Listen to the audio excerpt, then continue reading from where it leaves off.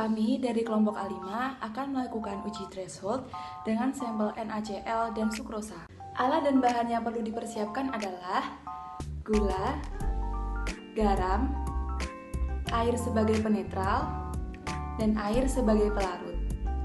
Alat yang perlu dipersiapkan adalah timbangan, gelas kecil untuk wadah sampel, gelas plastik untuk wadah buangan, gelas ukur, sendok, ballpoint, kertas label, kertas kuesioner, dan yang terakhir adalah tisu. Gelas yang pertama untuk larutan gula dengan konsentrasi 0%, yang kedua untuk konsentrasi 0,1%, yang ketiga 0,5%, yang keempat 1%, dan yang kelima 5%. Timbang gula sesuai dengan perhitungan dan masukkan ke dalam wadah. Tambahkan air mineral secukupnya pada masing-masing gelas cup kecil, kemudian menghomogenisasi gula dengan cara diaduk.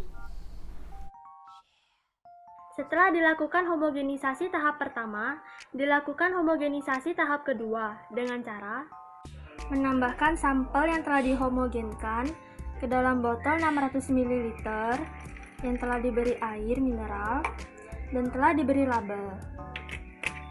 Kemudian dikocok agar larutan homogen dan dilakukan pada sampel yang lainnya.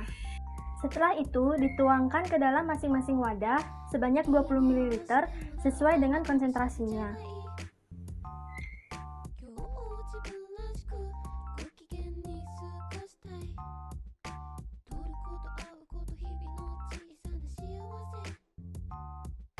Selanjutnya untuk larutan NaCl yang membutuhkan 6 sampel. Yang pertama untuk konsentrasi 0%, yang kedua untuk 0,01%, yang ketiga 0,05%, yang keempat 0,1%, yang kelima 0,4%, dan yang terakhir 0,5%. Letakkan wadah di atas timbangan digital, lalu timbang NaCl sesuai dengan hasil perhitungan. Lakukan hal yang sama pada sampel yang lain. Kemudian, untuk 6 sampel garam sesuai dengan konsentrasi masing-masing yaitu 0%, 0,01%, 0,05%, 0,1%, 0,4%, dan 0,5% akan ditambahkan air dengan secukupnya.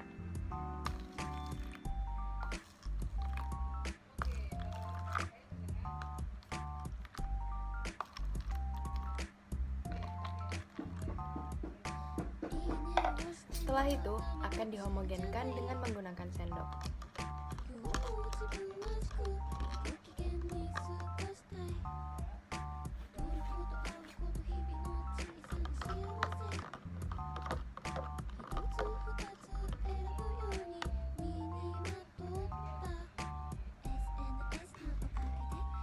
Setelah dilakukan homogenisasi yang kedua dengan 600 ml, kemudian masing-masing sampel akan ditaruh di gelas kecil sebanyak 20 ml sebagai sampel yang dicoba.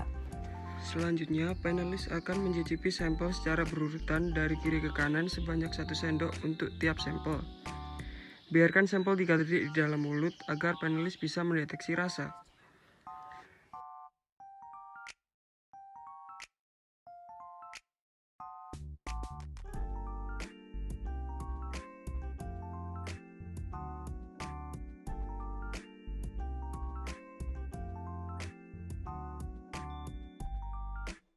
Setelah melakukan penyicipan, kemudian kita akan mengisi kuesioner. Ada beberapa data yang diisi yaitu tanggal, nama, dan juga sampel.